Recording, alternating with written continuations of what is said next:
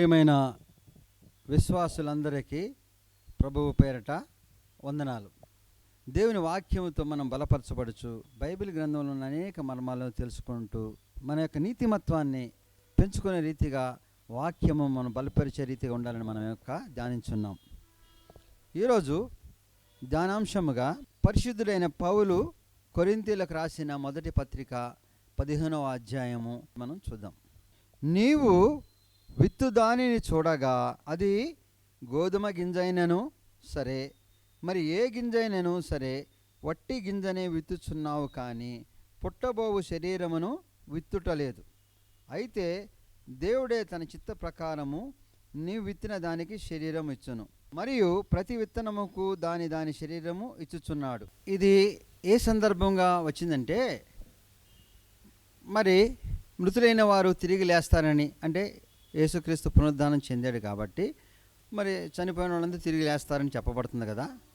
తిరిగి లేస్తే ఎటువంటి శరీరంతో ఉంటారు? ఎందుకంటే చచ్చిపోయినాక మనిషి శరీరము మరి పాతి పెట్టబడుతుంది, లేకపోతే కొంతమంది కాలుస్తారు. ఈ రీతి ఖననం చేసిన శరీరమును తర్వాత కుళ్ళిపోవడం జరుగుతుంది, కొంతకాలం తర్వాత ఉండదు. మరి తిరిగి మళ్ళీ శరీరంతో వస్తారా? ఇదే శరీరంతో ఉంటారా? ఏ రకంగా ఉంటారనేది ప్రశ్న. మరి వేసినప్పుడు పౌలు గారు రాస్తూ చెప్తున్నాడు అనమాట, విత్తనం అనేది మనం విత్తితే అది పాతి పెట్టిన తర్వాత లేదా భూమిలో పెట్టిన తర్వాత చచ్చిపోయిన తర్వాత దానిలోంచి మొక్క వస్తుంది, అది పెద్ద వృక్షంగా అవుతుంది. ఆ తర్వాత అదే విత్తనం వస్తుంది. ఆ రీతిగానే ప్రతిదానికి ఒక శరీరం దేవుడిచ్చాడు. సృష్టిలో అనేక ప్రాణులు చనిపోయిన తర్వాత వాటి శరీరం ప్రకారం చనిపోతాయి, కానీ మనిషి చనిపోయిన తర్వాత మరి తిరిగి వచ్చేది మహిమ గల శరీరంతో ఉంటారని వాక్యం చెప్పబడుతుంది. దేవునిలో జీవించిన మనిషి ఆ విత్తనం ఏ రీతిగా చనిపోయి దాని నుంచి మొక్కలాగా వస్తుందో, అది లేకపోతే చనిపోయిన మనిషి మహిమ శరీరం ఏ రీతిగా వస్తుందని చెప్పబడుతుందో, ఆ రీతిగా మనిషి తన యొక్క పాపాలన్నిటినీ కూడా పూర్తిగా సమాధి చేయబడిన రీతిగా వాటన్నిటిని ఒప్పుకొని, అంటే వాటన్నిటిలో చచ్చిపోయే రీతిగా, అంటే చనిపోవడం మరణించడం అని కాదు, అటువంటి మరి చేయకుండా ఆ పాపాలన్నీ ఒప్పుకొని ఎప్పుడైతే నువ్వు మారు మనసు పొందావో, అంటే ఆ చచ్చిపోయిన రీతిగా ఆ విత్తనం ఉన్నదో, అప్పుడు దాని నుంచి మొలకెత్తే చెట్టు అది మరి మనం నీతిమత్వంతో కలిగిన జీవితాన్ని ఇస్తుంది. నీతిమత్వంతో కలిగిన దేవుని స్వాస్థ్యాన్ని పొందే మహిమ శరీరం వరకు కూడా అది తీసుకెళ్లే భాగ్యంగా ఉంటుంది. ఈ లోకంలో మానవుని యొక్క జీవితం చూస్తే 3 రీతిలుగా మనము విభజించవచ్చు. ఒకటి, మరి లోకంలో ప్రతివాడు పాపం చేసి ఉన్నాడు. పాపక్రియలు చేస్తూ పాపాత్మలుగా ఉన్నవారు మరి ఏ రీతిగా వారు సమర్పణ చేసుకుంటే దేవుని సన్నిధికి వెళతారో, పరిపూర్ణ విశ్వాసంతో చేసే ఆ యొక్క మార్పు విషయంలో మరి ఆ విత్తనం ఏ రీతిగా చనిపోయి తిరిగి దాని నుంచి మొక్కగా, అంటే ఆ విశ్వాసంతో పైకి వస్తారో ఆ రీతిగా మనుషుల యొక్క జీవితం మనం చూడవచ్చు.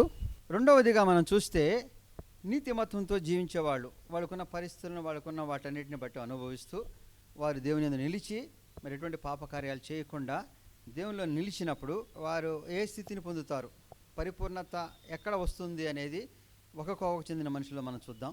మూడవదిగా మనం చూస్తే పాపులు కాదు, దేవుని నీతిమత్వంతో కాదు, దేవుడు తన పరిచర్యకో దేవుని సేవకో ఎంచుకునే వ్యక్తులుగా ఉంటారు ఈ లోకంలో. అయితే పాపులుగా ఉంటారు, లేకపోతే నీతిమత్వంతో ఉంటారు, మరి దేవుని నీతిమత్వంతో కూడి దేవుని పరిచర్యలో ఉన్నవాళ్ళు ముగ్గురుగా మనం చూడవచ్చు. ఈ 3 రకాలైన మనుషులలో మరి విత్తనం ఏ రీతిగా భూమిలో పాతి పెడితే అది చనిపోయి తిరిగి మొక్కగా, లేకపోతే మనిషిలో ఉన్న పాపాలన్నిటినీ భూస్థాపితం చేస్తే తర్వాత పరిశుద్ధులుగా, లేకపోతే దేవుని బిడ్డలుగా, లేకపోతే దేవుని స్వాస్థ్యముగా మరి వారు చనిపోయిన తర్వాత మహిమ శరీరం వెళ్ళగలిగిన వాళ్ళు ఏ రీతిగా ఉంటారో చూద్దాం.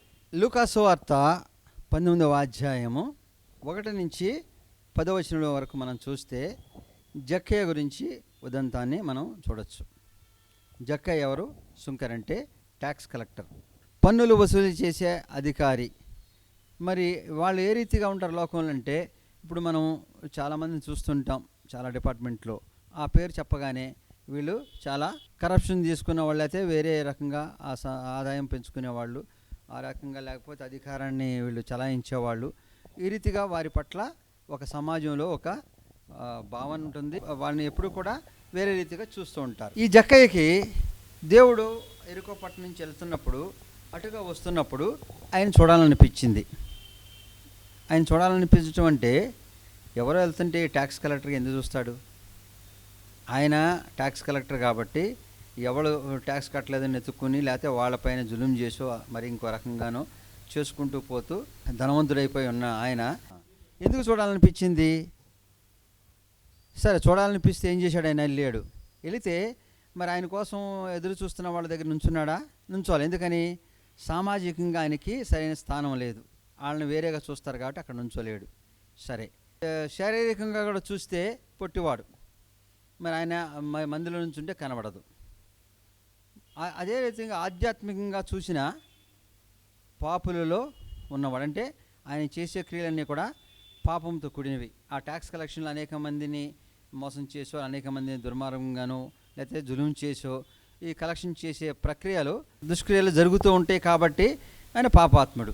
కాబట్టి ఆధ్యాత్మికంగా కూడా సామాజికంగా కానీ శారీరకంగా కానీ మరి అక్కడ నుంచోగలిగిన స్థితిలో లేనివాడు. మరి ఇన్ని లేనివాడు దేవుని ఎలా చూడాలనుకున్నాడు? ఎట్లాగైనా చూడాలనుకున్నాడు. ఏం చేశాడు?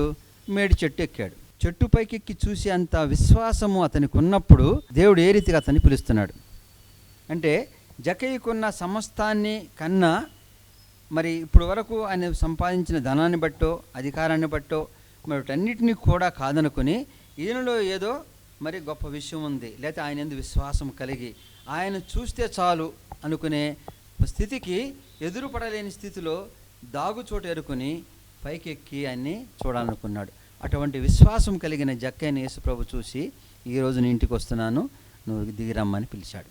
మరి అక్కడున్న సమాజం అంతా ఏమనుకుంటారు? ఈ సుంకర్లు పాపుల ఇంటికి ఈయన వెళ్తున్నాడు ఏంటి, ఈ ఇంటికి వస్తానంటాడు ఏంటని. అంటే యేసుప్రభు చెప్తాడు, నశించిన దాన్ని వెతికి రక్షించడానికి వచ్చాను కాబట్టి ఈయనింటికి వెళ్తున్నాను అంటాడు. జక్కయ్య రక్షణ ఈరోజు నీకు వస్తుందని దేవుడు చెప్పాడు. అప్పుడు జక్కయ్య ఏం చెప్పాడు? ప్రభువా, ఇప్పుడు నాకున్న ఆస్తిలో సగం పేదలకు ఇస్తాను, ఆ రీతిగా నేను అన్యాక్రాంతంగా తీసుకున్న దానికి 4 రెట్లు వాళ్ళకి ఇచ్చేస్తాను. మరి ఈ ఆస్తి పైన మక్కువ కన్నా నేను విశ్వాసమే నాకు ముఖ్యము. నీవు నా ఇంటికి వస్తున్నావు అంటే మరి నా యొక్క విశ్వాసాన్ని బలపరిచావు అంటే అంతరంగమున ఎరిగిన దేవుడు జక్కయ్య యొక్క స్థితిని దేవుడు గమనించాడో జక్కయ్య ఇంటికి వెళ్ళడానికి దేవుడు సిద్ధపడ్డాడు. కాబట్టి పాపాత్ముడు పాపులు మరి దేవుణ్ణి ఎంచుకుని వెళ్ళేటప్పుడు తన అధికారాన్నో తన యొక్క ధనాన్నో ఇంకో దాన్నో మరి యోచించక లేకపోతే వాటి అందే వారు దృష్టి పెట్టక వాటిలోనే గొప్పతనం ఉందనో వాటినే మరి ఆరాధించే స్థితిలో లేకుండా వాటిని తృణప్రాణంగా తనకున్న స్థితిని అంతనే మరిచి దాగుచోటు ఎరుకొని దేవుణ్ణి చూడాలనే ఆసక్తితో విశ్వాసంతో ఎప్పుడైతే ఉన్నాడో ఆ యొక్క మారు మనసు పరిపక్వత చెందినట్లే. ఆ యొక్క మారు మనసు విత్తనం ఏ రీతిగా భూమిలో పెట్టినప్పుడు చనిపోయి దాని నుంచి మొలకెత్తే స్థితిలో ఉంటుందో తన యొక్క పాపాలన్నింటినీ కూడా వదిలేవేదలుచుకున్నాడు. తన యొక్క పాప స్థితిని అన్నింటినీ కూడా విడనాడదలుచుకున్నాడు. ఎవరికి చెప్పలే, ఎవరు నడగలే, లేకపోతే దేవుని ముందుకు వచ్చి చెప్పలే నేను ఎన్ని వదిలేస్తున్నానని. దేవుడే అంతరంగం ఎరిగిన ఆయన యొక్క స్థితిని ఎరిగి నీ ఇంటికి వస్తున్నా అన్నప్పుడు చెప్తున్నాడు. అంత గొప్పగా విశ్వాసం కలిగినప్పుడు మాత్రమే మన విశ్వాసము నిజమైనదిగా, మారు మనసు మరి దేవునికి ఇష్టమైనదిగా, మరి ఆ మాను మనసులో మన యొక్క పాపాలను భూస్థాపితం చేస్తే విత్తనం ఏ రీతిగా చనిపోతుందో ఆ చనిపోయిన తర్వాత వచ్చే ఒక మరి ఆ మొక్క విరిగి పెద్ద వృక్షంగా మారుతుంది. మరి ఆ విశ్వాసం పెరిగి పెద్దదిగా అవుతుంది. మనిషి చనిపోయిన తర్వాత ఈ లోకంలో ఉన్న ఈ శరీరం కాకుండా మహిమ శరీరంతో ఉంటామని వాక్యం చెప్పబడుతుంది. కాబట్టి మనము మహిమ శరీరం పొందగలిగిన స్థితిలో ఉండాలంటే మనం ఈ లోకంలో ఉన్న సమస్తమైన పాపాల నుంచి మనం వాటిని అన్నిటి నుంచి కూడా మారు మనసు పొంది వాటిని భూస్థాపితం చేసినప్పుడు మాత్రమే మనము మరి తిరిగి మొలకెత్తగలుగుతాం. అంటే దేవుని విశ్వాసంలో మహావృక్షంగా ఎదగలుగుతాం. రెండవదిగా దేవుని నీతి యందు నిలిచిన వారు, దేవుని విశ్వాసులుగా ఉన్నవాళ్ళు, దేవుని ఆజ్ఞలను అనుసరిస్తూ జీవిస్తున్న వాళ్ళు, మరి వారికి దేవుని స్వాస్థ్యం వస్తుందని ఎదురు చూస్తున్న వాళ్ళు, వారి జీవితంలో ఎటువంటి పాపం చేయకుండా జీవించే అవకాశము పరిస్థితులు ఉన్నవాళ్ళు గురించి మనం ధ్యానించుకుందాం. లూకాసు వార్త 16వ అధ్యాయము 19వ వచనంలో మనం చూస్తే, ధనవంతుడు ఒకడుండెను, అతడు ఊదారంగు బట్టలను సున్నపునార వస్త్రం ధరించుకొని ప్రతిదినం బహుగా సుఖపడుచుండువాడు. లాజరును ఒక దరిద్రుడుండెను, వాడు కురుపులతో నిండిన వాడై ధనవంతుని ఇంట వాకిట పడి ఉండి అతని బల్ల మీద నుండి పడు రొట్టె ముక్కలతో ఆకలి తీర్చుకొనగోరాను. అంతేకాక కుక్కలు వచ్చి వాని కురుపులు నాకెను. ఆ దరిద్రుడు చనిపోయి దేవదూతల చేత అబ్రహాము రొమ్మున కొనిపోబడెను. ధనవంతుడు కూడా చనిపోయి పాతి పెట్టబడెను. ధనవంతుడు సన్నటి నారపు దుస్తులు, ఉదారంగా దుస్తులు ఎవరు వేసుకుంటారు? బాగా మరి సంపద ఉన్న వాళ్ళకి గుర్తు, వాళ్ళన్నీ కూడా అటువంటి వస్త్రాలు ధరించి చాలా క్లాస్గా, అంటే మరి రోజు కూడా ఎంతో సుఖపడుతూ జీవిస్తున్నాడు. అంటే ఈ ధనవంతుడికి ధనము ఎట్లా వచ్చిందని ఇక్కడ రాయబడలేదు, కానీ పుట్టుకతో ఆస్తి ఉండొచ్చు, లేకపోతే అతను చేసే వ్యాపారంలో ఉండొచ్చు, కానీ అతను ఎటువంటి పాపము చేసి సంపాదించినట్టు కూడా రాయబడలేదు. అతనుకున్న ధనాన్ని బట్టి ఎంతో సుఖంగా జీవిస్తున్నాడు, ఎంతో మంచి దుస్తులు ధరిస్తున్నాడు. ఇంకా ఆ రీతిగా జీవిస్తూ ఉన్నప్పుడు అతనికి సమీపంగా ఒక లాజరు అనే ఒక దరిద్రుడు, అంటే బీదవాడు, మరి ఆకలికి కూడా తినలేని స్థితిలో అతను బల కింద పడే రొట్టె ముక్కలు నేరుకుంటూ తింటున్నాడు. అతను ఒళ్ళంతా కురుపులుంటే కుక్కలు కూడా నాగుతున్నవి. అంత హీన స్థితిలో అతను కూడా జీవిస్తున్నాడు. వీళ్ళిద్దరూ చనిపోయినప్పుడు మరి పరలోకంలోకి వెళ్ళినప్పుడు చూస్తే ఈ ధనవంతుడు ఈ లాజరు అనే ఒక మరి దరిద్రుడు లేకపోతే పేదవాడు అబ్రహాం రొమ్మున ఆనుకుని ఉంటుంది చూశాడు. ఈయన్ని తీసుకుని నరకంలోకి తీసుకెళ్ళిపోయారు. ఈయన ఏం పాపం చేశాడని నరకంలో తీసుకెళ్ళాడో ఆయనకు అర్థం కాలే. మరి అక్కడి నుంచి అడుగుతున్నాడు, బాబు దాహం వేస్తుంది, కొంచెం ఒక లాజర్ నుంచి ఒక చుక్కాని ఇమ్మని అడుగుతున్నాడు, ఇవ్వట్లేదు. ఆ దరిద్రుడు ఎప్పుడు కూడా ఆ ముక్కలు ఎరుగుతున్నాడు, కానీ ఆడేం మంచి పని చేశాడో ఈయనేం చెడు పని చేశాడో అర్థం కాలే ముందు. ఎందుకని ఈయన ఎవరికి హాని చేయలే, ఎవరిని ఆశించలే, ఎవరికి పాపం చేయలే. ఆయనకున్న దాంట్లో సంతృప్తిగా తింటూ సంతోషంగా ఉంటున్నాడు, ఉన్నది అనుభవిస్తూ ఉన్నాడు. దేవుడిచ్చాడు కాబట్టి అనుభవించడానికే దేవుడిచ్చింది ఈ లోకంలో. కాబట్టి ఆయన వ్యర్థమైన పనులు ఏం చేయట్లేదు, దుర్మార్గ క్రియలు చేయట్లేదు, వేరే వాళ్ళకి వెళ్ళాలని చేయట్లేదు. మరి ఏదో బల్ల కింద పడిన రొట్టెలు ఇతను ఎరుకు తిన్నాడు, పేదవాడు కాబట్టి వాడు ఎరుకు తింటున్నాడు. వాడి స్థితిని బట్టి కుక్కలు నాగుతున్నాయి. మరి ఆర్థిక చనిపోయాడు. వాడు చేసిన మంచి ఏంటి, ఏం చేసిన చెడు ఏంటి? కాబట్టి ఈయనకెందుకు నరకాన్ని తీసుకెళ్తున్నాడు, ఆయన ఎందుకు అబ్రహాం రొమ్మును ఆనుకున్నాడు అనే ప్రశ్న వచ్చినప్పుడు మరి ఆయనకు అర్థమైంది, నువ్వు జీవించినంత కాలం నీకున్న దాంట్లో ఎంతో సంతోషంగా జీవించావు, తన దరిద్రుడే ఎంతో దుఃఖంతో జీవించాడు. అంటే సంతోషంగా జీవించకూడదా, లేకపోతే ఉన్నదాంతో అనుభవించకూడదని కాదు. దేవుడు ఇచ్చినది నీతిమత్వంతో మనం జీవిస్తున్నప్పుడు కూడా ఇతరులను ఆదరించమని, ఇతరులకి చేయుతనిమ్మని, నీ కళ్ళ ముందు కనబడుతున్న వ్యక్తికి ఆదరించే రీతిగా నువ్వు చేయలేనప్పుడు, దేవుని ప్రేమను పంచలేనప్పుడు దేవుని బిడ్డగా ఎంచబడవు. మరి అటువంటిప్పుడు దేవుని యొక్క స్వాస్థ్యం ఏ రీతిగా పొందగలుగుతావు? అంటే నీలో పాపం ఉందా లేదా అనేది నువ్వు యోచిస్తున్నావు, కానీ ఆ రీతిగా చేయకపోవడం కూడా దేవుని నీతిలో నడిచినట్లు కాదు. ఎప్పుడైతే ఈ ధనవంతుడు ఈ విషయాన్ని గ్రహించాడో చెప్తున్నాడు, అయ్యో మరి ఇది నేను పాపం అనుకోలేతే, ఈ రీతిగా నేను వాళ్ళందరూ ఆదరించాలనుకోలే, నాకు ఇచ్చిన దాన్ని బట్టి నేను సంతోషంగా ఉన్నా, ఏం పాపం చేయలేదనుకున్నాను, కానీ దేవుడు ఇచ్చినది ఇతరులకి మరి ఆదరించడానికి అవకాశం ఉండక చేయలేనప్పుడు అది దేవునికి వ్యతిరేకమైన క్రియ కాబట్టి దేవుని సన్నిధి చేరాలని నాకు తెలియలేదు. అయితే ఇప్పటికైనాను నా యొక్క సహోదరులు మరి కింద ఉన్నారు, వారికైనా తెలియజేయడానికి పంపించమన్నాడు. లేదా ఎవరైనా మృతుల నుంచి ఒకరిని పంపిస్తే వాళ్ళకి అర్థం అవుద్దన్నాడు. అప్పుడు ఏం చెప్తున్నారు అక్కడ, నువ్వు వాళ్ళందరికీ చెప్పడానికి ప్రవక్తలు ఉన్నారు కాబట్టి ఆ విషయాలు తెలుసుకుని రావాలి. అంటే ప్రవక్తలు కానీ మనుషులు కానీ ఎంతమంది చెప్పినా వినని మూర్ఖులు. అంటే మేము బాగున్నాం కాబట్టి ఈ రీతిగా అంటున్నారనో, లేకపోతే మేము ఇతరులకు సాయం చేయలేదని వీళ్ళు ఏడుస్తున్నారనో, లేకపోతే మేము ఇతరులకు సాయం చేయటం ఏంటి, మేము మా కష్టార్జితం మాకుంది కాబట్టి మేము అనుభవిస్తున్నాం, దేవుడు దీవించి ఇచ్చాడు, దేవునికి ఇవ్వాల్సిన కానుకిస్తున్నాం, మాకు జీవించడానికి దేవుడు ఇచ్చిన సమృద్ధిగా ఇచ్చిన దాన్ని బట్టి జీవించిన తప్పేంటి, ఇతరులకు పెట్టితేనే మేము దేవుని క్రియ చేసినట్ట అనుకుని ఒక స్వార్థంతో కూడిన మనసు కలిగినప్పుడు మరి ఆ విత్తనం చనిపోయి దాని నుంచి మొక్క వచ్చే రీతిగా నీ యొక్క విశ్వాసం ఉండదు. అంటే దేవుని క్రియ పరిపూర్తిగా చేయలేనప్పుడు నువ్వు మారు మనసు పొందామా, పాపం చేశామా, ఆ పాపం నుంచి మారు మనసు పొందానా, మారు మనసు పొందితేనే మరి తిరిగి వస్తున్నా అని కాదు. దేవుని క్రియ చేయటంలో సంపూర్తిగా చేయలేనప్పుడు విత్తనము చనిపోతే మాత్రమే దాని నుంచి మొక్క వస్తుంది. అంటే నీ యొక్క పాపక్రియలు ఏ కొంచెం ఉన్నాను ఆ విత్తనం చనిపోదు, చనిపోయినప్పుడు మరి మొక్కగా రాదు.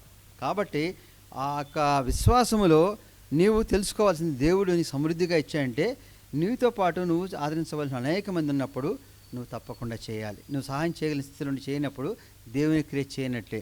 కాబట్టి నువ్వు స్వార్థముతోనూ నీకు ఇచ్చిన దాన్ని అపేక్షతోనూ ఆ ధనాన్ని పైన మొక్కుతోనూ జీవిస్తున్నావు, కానీ ఇతరులకు పంచి అది లేకపోయినా దేవుని యొక్క కృపతో మేము జీవించగలమని, అంటే సమస్తాన్ని ఇమ్మని దేవుడు అడగట్లేదు. ఆ రీతి మనసు లేనప్పుడు దేవుని మనస్సును కలిగిన వాడు కాదు, దేవుని ప్రేమను పంచినవాడు కాదు. సహోదరులు ఏ రీతిగా లోకంలో జీవిస్తున్నారో ఎరిగి ఇతను అడుగుతున్నాడు. అంటే ఇతని మనసు ఎటువంటిది? వారైనా రక్షణ పొందుతారని ఎంతో ఆశతో ఉన్నవాడు. కాబట్టి ధనవంతుడు ముందు నుంచి పాపం చేసినవాడే కాదు, లేకపోతే పాపిగా జీవించినవాడుగా, పాపంతో కూడుకున్నవాడే కానీ అర్థమవుతుంది ఇక్కడ. కనీసం నేను ఈ రీతికి వెళ్ళిపోయాను, నా సహోదరుని రక్షించమని అడుగుతున్నాడంటే అతనిలో ఎంతో మరి ఆ యొక్క ప్రేమ లేకపోతే అటువంటి కలిగిన వాడే. కానీ ధనాన్ని పంచిపెట్టాలా, నాకు నా కష్టార్జితం స్వార్జితం కదా, ఇతరులు ఇవ్వకపోతే ఏమవుతుందనే యొక్క మూర్ఖత్వంతో అజ్ఞానంతో ఉన్నాడు. కానీ దేవుడు ఏం చెప్తున్నాడు? నువ్వు దేనిపైన అపేక్ష పెట్టుకున్నావు? ఆ ధనమంతా నీకు నిన్ను మరి కాపాడుతుంది అనుకున్నావు, లేదా ఆ ధనం వల్ల నువ్వు జీవిస్తున్నావు అనుకున్నావు. కానీ దేవుని యొక్క కృప వలన నువ్వు జీవిస్తున్నావు. అది ఉన్నా లేకపోయినా దేవుని కృప నిన్ను నడిపిస్తుంది. నీకు ఇచ్చిన దానికి ఇతరులు పంచడంలో లేదా ఇతరులకి ఆదరించడం చేయలేనప్పుడు దేవుని క్రియ చేయనట్టనే జ్ఞానం కలిగిన వాడు, జ్ఞానం కలిగినప్పుడు తన సహోదరుని రక్షించమని అడిగాడు. కాబట్టి ధనవంతుడేమి పాపాత్ముడు కాదు. అంటే పాపాత్ములేమి నీతిమంతుడే, నీతిమంతుగానే జీవిస్తున్నాడు. నీతిమత్వం మాత్రమే దేవుని సన్నిధికి చేరడానికి సరిపోదని ఇక్కడ చెప్పబడుతుంది. నీతిమత్వంతో జీవించినంత మాత్రాన దేవుని బిడ్డలుగా స్వాస్థ్యముగా, లేకపోతే చచ్చిపోయిన విత్తనంలోంచి విశ్వాసం ఏ రీతిగా మొక్క వలె వస్తుందో వస్తున్నట్లు కాదు. దేవుని ప్రేమ పంచగలగాలి, నీకు ఇచ్చినది ఇతరులు ఆదరించగలగాలి. అటువంటి స్థితి లేనప్పుడు దేవునికి స్వాస్థ్యముగా నువ్వు వెళ్ళలేవు. మూడవ రకమైన మనుషుల గురించి మనం చూస్తే లూకా సువార్త 19వ అధ్యాయము 12వ వచనం నుంచి మనం చూస్తే, రాజకుమారుడు ఒక రాజ్యము సంపాదించుకొని మరల రావాలని దూరదేశమునకు ప్రయాణమై తన దాసులను 10 మందిని పిలిచి వారికి 10 మీనాలను ఇచ్చి నేను వచ్చు వరకు వ్యాపారం చేయడని వారితో చెప్పాను. అతడు ఆ రాజ్యం సంపాదించుకొని తిరిగి వచ్చినప్పుడు ప్రతి వాడును వ్యాపారం వలన ఏమేమి సంపాదించినో తెలుసుకొనుటకే తాను సొమ్మిచ్చిన దాసును తన ఎద్దుకు పిలువను ఆజ్ఞాపించాను. మొదటి వాడు ఆయన ఎదుటికి వచ్చి, అయ్యా, నీ మీనా వలన 10 మీనాలు లభించినని చెప్పగా, బలా మంచి దాసుడా, నీవు ఈ కొంచెములో నమ్మకంగా ఉంటివని 10 పట్టణముల మీద అధికారి అయి ఉండమని అతనితో చెప్పాను.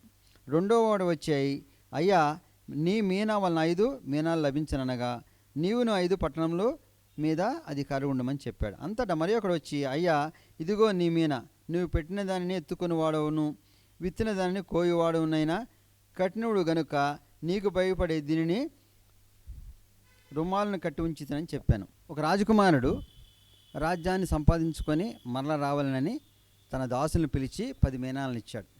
ఈ 10 మీనాలతో వ్యాపారం చేయమని చెప్పి వెళ్ళిపోయి తిరిగి మరలా వచ్చినప్పుడు వారి వ్యాపారం తేరెత్తుకుందని వాళ్ళందరిని అడుగుతున్నప్పుడు 10 మీనాలు ఇచ్చిన దాసుడు వచ్చి, అయ్యా, మీరు 10 మీనాలు ఇచ్చి వ్యాపారం చేయమన్నారు, ఈ 10 మీనాలతో వ్యాపారం చేస్తే మరిన్ని 10 మీనాలు నేను వ్యాపారం సంపాదించుకోగలని చెప్పినప్పుడు, బలా నమ్మకమైన దాసుడా, ఈ కొంచెంలో ఈ రీతిగా నువ్వు వ్యాపారాన్ని అభివృద్ధి చేసావు కాబట్టి నువ్వు 10 పట్టణాలపైన అధికారం ఉండమని అతను చెప్పాడు. రెండో వ్యక్తిని పిలిచినప్పుడు అతడు, అయ్యా, నువ్వు 5 మీనాలు ఇచ్చావు, 5 మీనాలతో వ్యాపారం చేస్తే నేను 5 మీనాలు ఇంకా సంపాదించుకోగలిగినప్పుడు ఇతనికి కూడా 5 పట్టణాలకి అధికారిగా ఉండమని చెప్పాడు. అయితే 1 మీనా ఇచ్చిన మరి పనివాడు వచ్చి, అయ్యా, నువ్వు 1 మీనా ఇచ్చావు, కానీ నువ్వు విత్తువాడువు కోయివాడువు నువ్వే, నువ్వు చాలా కఠినుడివి, అందుకని దీన్ని రుమాలతో పెట్టి దాచిపెట్టాను అన్నాడు. అప్పుడు ఏం చెప్పాడు? నీకు ఇచ్చి వ్యర్థము, ఇది వ్యాపారులకు ఇచ్చినా ఉపయోగపడేదిగా ఉంటుందని అతన్ని వెళ్ళగొట్టాడు. అంటే మరి అంతకుముందు 10 మీనాలతో వ్యాపారం చేసిన వ్యక్తి ఏమని విశ్వసించాడు? అవన్నీ కూడా వ్యాపారం చేసి అభివృద్ధి చెందుదనుకున్నాడు. ఆ రీతిగానే అది దేవుని పరిచర్యలో, దేవుని సేవలో వాడుకునే విషయంలో చెప్పబడిన ఉపమానం. దేవుడు అనేక రీతులుగా దీవిస్తూ అనేక మందిని తన పరిచర్యలో వాడుకుంటున్నప్పుడు వారు ఆ పరిచర్యలో అనేక ఆత్మలను సంపాదించే దిశలో అనేకమైన దేవుని క్రియలు చూపిస్తూ నడుస్తున్నప్పుడు అది అభివృద్ధి చెంది అనేక మంది విశ్వాసులు గుంపుగా ఏర్పడే గొప్ప విషయాల గురించి ఇక్కడ చెప్పబడింది. 10 మీనాలు ఇచ్చిన వ్యక్తి చేసిన వ్యాపారం అంటే దేవుని యొక్క క్రియలు చేస్తూ దేవుని యొక్క నీతిమత్వంతో నడిచి దేవుని యొక్క క్రియక విశ్వాసంతో మరి చేస్తున్నప్పుడు దీవించబడి అనేక రెట్లుగా దేవుని ఆత్మను సంపాదించే రీతిగా, దేవుని యొక్క క్రియలు చూపించే రీతిగా, దేవుని యొక్క క్రియలతో అభివృద్ధి చెందే రీతిగా అతను చూసినప్పుడు, బలా మంచి దాసుడా, నువ్వు 10 పట్టణాలపైన అధిపతిగా, అంటే నీకు మరింతగా ఆధిక్యతగా అనేక దీవెనలు ఇస్తున్నానని దేవుడు దీవిస్తూ నడిపిస్తాడు. అంటే దేవుని పరిచర్యలు ఉన్నవాళ్ళు దేవుని విశ్వాసం ఉండి దేవుని క్రియలు చేస్తున్నప్పుడు మరిన్ని ఫలాలు పొందే రీతిగా, మరిన్ని ఆత్మలను సంపాదించే రీతిగా, దేవుని పరిచర్యలు, దేవుని సువార్తను ప్రకటించడానికి లోకమంతటికి వారిను దేవుడు ఎంచుకొని పంపించిన రీతిని వారి అభివృద్ధి ఫలాలతో దేవుడు దీవిస్తాడు. ఆ రీతిగా కాకుండా ఒక మీనా తీసుకున్న వ్యక్తి ఏమో చెప్తున్నాడు, నువ్వు విత్తువాడు కోయేవాడు నువ్వే, నీకే తెలుసు అన్నీ, మాకేం తెలుసు ఆ వ్యాపారం చేసేది. ఒకవేళ నేను వ్యాపారం పోగొట్టుకుంటే నన్ను ఏ రీతిగా కఠినుడివి.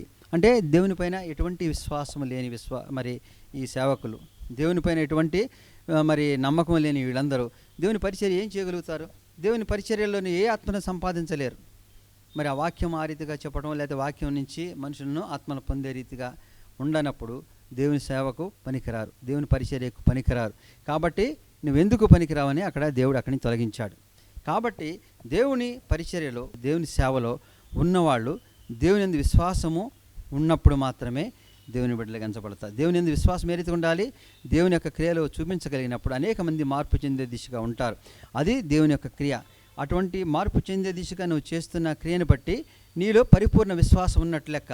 నీలో పరిపూర్ణమైన విశ్వాసం ఉన్నప్పుడు మాత్రం అటువంటి క్రియలు చేసి అనేకమైన ఆత్మలను దేవుని మరి సువార్తను ప్రకటించగలుగుతావు. కాబట్టి నీలో ఉన్న మార్పు, ఆ విత్తనం ఏ రీతిగా చనిపోయి తిరిగి మొక్కగా ఎత్తాలంటే నీలో పరిపూర్ణమైన విశ్వాసము ఆ రీతిగా ఉన్నప్పుడు మొక్క వలె వచ్చి పెద్ద వృక్షం వలె అనేక మంది ఆత్మలను పొందే రీతిగా ఉంటుంది. అది కాకుండా ఆ మీనాతో వ్యాపారం చేస్తే నష్టపోతానేమో, నష్టపోతే యజమానుడు కొడతాడేమో, లేకపోతే నష్టపోతే నేను ఏం చేస్తాననుకుని నువ్వు ఎప్పటికప్పుడు దేవుని క్రియ చేయడానికి నువ్వు ఉపక్రమించకుండా నువ్వు చేస్తున్న మరి ఏది కూడా ఉపయోగపడని రీతిలో నువ్వు ఆ ఒక్క తలాంతిని దేవుని సన్నిధికి ఇస్తే నీవు పరిపూర్ణ విశ్వాసం లేనివాడుగా ఉంటావు. పరిపూర్ణమైన విశ్వాసం ఉన్నవాడు దేవుడు నడిపిస్తాడని దేవుని క్రియ చేస్తూ, దేవుని క్రియలు చూపిస్తూ, దేవుని యొక్క మరి క్రియలతో అనేక మందిని, అనేక ఆత్మలను రక్షించే రీతిగా దేవుని సువార్త ప్రకటించగలిగిన వాడు మాత్రమే పరిపూర్ణ మనసుతో దేవుని ఆరాధించి దేవుని యందు నిలిచిన వాడు. పరిపూర్ణ విశ్వాసంతో కూడిన వారు ఉన్నప్పుడు విత్తనం ఏ రీతిగా చనిపోయి దాని నుంచి మొక్క వృక్షం ఏ రీతిగా మరి అనేక తలాంతులతో ఉంటుందో ఆ రీతి ఉండబడుతుంది. కాబట్టి మనుషులు మరి దేవుని యందు నిలవాలంటే విశ్వాసంతో ఉండాలి, దేవుని యందు విశ్వాసంతో ఎదగాలి. అయితే పాపములో ఉన్నవాడు కూడా మరి దేవుని విశ్వాసముతో దేవుని సన్నిధికి వచ్చి అడిగినప్పుడు తను ఏమి చేయాలో కూడా నిర్ణయించుకొని తను ఏ రీతిగా అయితే దేవుని సన్నిధికి వెళ్ళాలో కోరుకున్నాడు. కానీ పాపాత్ముని కాబట్టి ఎదురుపడితే నన్ను దేవుడు క్షమిస్తాడా? ఈ పాపంతో నేను మనుషుల మధ్యకి వెళ్ళగలనా? నేను దేవుని చూడలేనుకున్నప్పుడు దేవుడు చూడటమే కాదు, ఆయన ఇంటికే వెళ్ళి ఈ గృహానికి ఈరోజు రక్షణ వస్తుందని తెలియజేయబడింది. కాబట్టి ఎంత పాపంలో, ఎంత మనం దుర్మార్గపు క్రియలలో మరి అనేక రీతులుగా శోధించబడుతూ ఉన్నాం. అయితే వీటన్నిటిని బట్టి మనం దేవుని సన్నిధి మనకు రాదు, దేవుడు మనల్ని కాపాడడు. రక్షణ మనకు లేదనుకునే అవిశ్వాసం నుంచి నశించిన వాటిని వెతికి రక్షించడానికి లోకంలోకి వచ్చని యేసయ్య చెప్తున్నాడు. కాబట్టి నీలో ఉన్న చిన్న పాపము, పెద్ద పాపము, లేకపోతే నీలో ఒక క్రియలు దేవుని వ్యతిరేకం ఉన్నవి కాబట్టి నీ దేవుని సన్నిధి చేరాలనుకునే అవిశ్వాసాన్ని విడి విశ్వాసంతో దేవుని అడిగే రీతిగా నీవు ఉండాలి. అంటే నీ క్రియలు నీ నుంచి వచ్చే మొక్క పెద్ద వృక్షముగా విశ్వాసము కలిగిన వాడివిగా దేవుని సన్నిధికి నిలిచే బిడ్డగా ఉంటావు. అంతేకాకుండా దేవుని నీతి యందు నిలుస్తున్నాము, దేవుని క్రియలు చేస్తున్నాము, ఎటువంటి పాపం చేయట్లేదు, ఎరగట్లేదు, మేము విశ్వాసులమే అనుకుంటే నువ్వు ఆదరించగలిగిన మనసు లేనప్పుడు కూడా, అంటే నీవు కొన్ని క్రియలు దేవునికి సమ్మతమైన చేయనప్పుడు దేవుని సన్నిధికి చేరవు. ధనవంతుడు ఏ రీతిగా దేవుని సన్నిధికి చేరలేకపోయాడో అంటే ధనాన్ని ఆపేక్షించాడా, పాపం చేశాడని కాదు, దేవుని ప్రేమను పంచలేనప్పుడు కూడా దేవుని సన్నిధికి చేరాడు. మరి అంతగా తన యొక్క సహోదరుని కోరుకున్నాడు, కానీ తన యొక్క క్రియను మర్చిపోయినప్పుడు తిరిగి అవకాశం పొందలేడు. కాబట్టి దేవుడు ఈ సమయంలో నీకు అవకాశం ఇస్తున్నాడు. విత్తనం ఏ రీతిగా చనిపోయి దాని నుంచి వచ్చే మొక్క విశ్వాసంతో కలిగినది ఉంటుందో ఆ రీతిగా నీలో ఏ అపరిశుద్ధత ఉన్నను దేవుని సన్నిధికి చేరో. కాబట్టి దేవుని యొక్క ప్రేమను పెంచే రీతిగా లేదా అటువంటి విశ్వాసాన్ని భూస్థాపితం చేసినప్పుడు మాత్రమే చనిపోయిన విత్తనం నుంచి మొక్కగా, వృక్షంగా మారే గొప్ప విశ్వాసంతో ఎదుగుతావు. దేవుని వాక్య పరిచర్యలో ఉన్నవాళ్ళు, దేవుని సన్నిధికి దగ్గరగా జీవిస్తున్న వాళ్ళు, పరిచర్యలు అనేక రీతిలుగా దేవుని చేత వాడబడుతున్న వాళ్ళు మరి దేవుని యొక్క ప్రేమను చూపించగలగాలి, దేవుని యొక్క క్రియలు చూపించగలగాలి, దేవుని యొక్క సన్నిధికి చేర్చగలిగిన ఆత్మలను రక్షించే వారికి ఉండాలి. వారికి ఇచ్చినది తలాంతులుగా అభివృద్ధి చెందే దిశగా వారు పరిచర్యను చేయాలి తప్ప వారికి ఇచ్చినది మూటకట్టంటే వారు ప్రార్థన చేసుకుని సరిపోతుంది, కొంతమంది చెప్తే సరిపోతుందని కాదు. నిన్ను తన పరిచర్యకే దేవుడు ఎంచుకున్నాడు. ఆ విశ్వాసంతో మనం దేవుని సన్నిధిలో ఉన్నప్పుడు దేవుని బిడ్డలుగా ఎంచబడతాం, దేవుని బిడ్డలుగా దీవించబడతాం, దేవుని క్రియలు చూపించగలుగుతాం, దేవునిలో మరి స్వాస్థ్యాన్ని పొందేవారుగా ఉంటాం.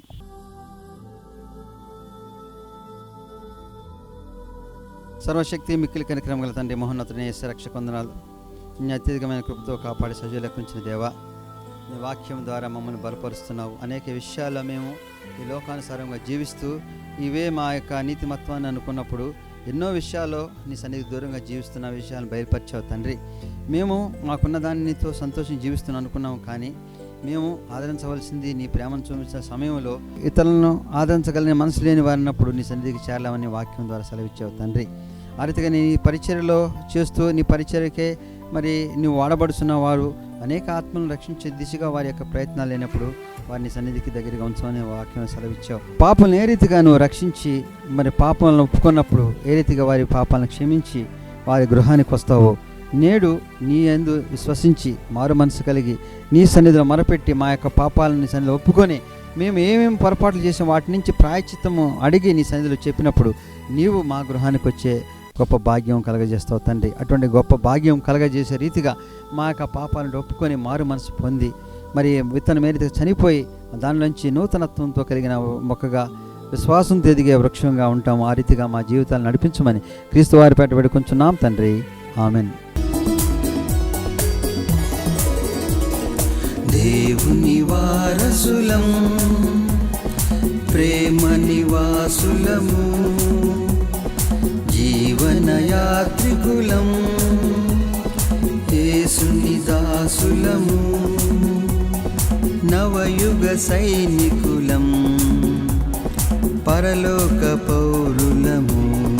హల్లెలూయా. నవయుగ సైనికులం, పరలోక పౌరులము, దేవుని వారసులం.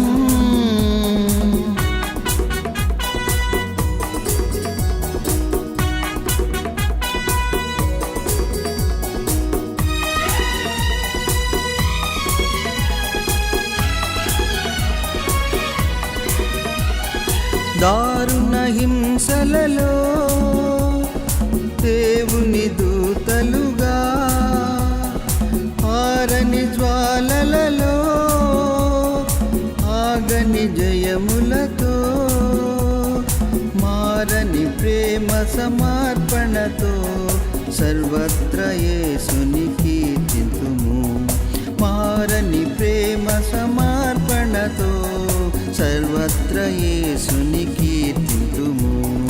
దేవుని వారసులం, ప్రేమ నివాసులము, జీవన యాత్రికులం, యేసుని దాసులము, నవయుగ సైనికులం, పరలోక పౌరులము. హల్లెలూయా. నవయుగ సైనికులం, పరలోక పౌరులము, దేవుని వారసులం.